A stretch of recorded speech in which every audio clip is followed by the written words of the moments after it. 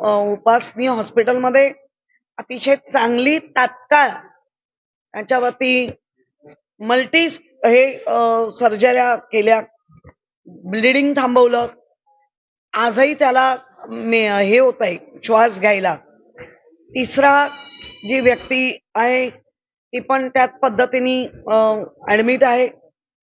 चौथी ज्याच्या बॉनेटवर सगळं पडलं त्या महिला होत्या, मुलाला शाळेत आणायला जात होत्या. त्यांना समोरून काचा, नशीब ते डोळ्याला, आता डोळ्यात काचा गेल्या असत्या. सगळ्या कपाळावर ते तात्पुरतं ड्रेसिंग करून त्यांना पाठवण्यात आलं.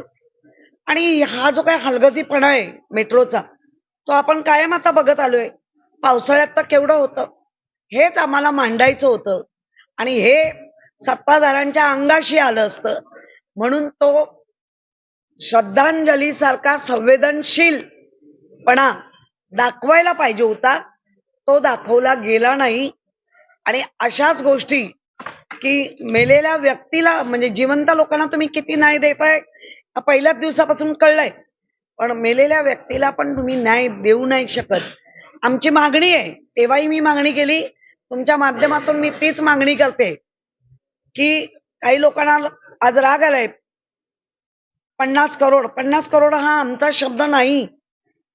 50 करोड ज्या आमदाराने तो शब्द वापरला,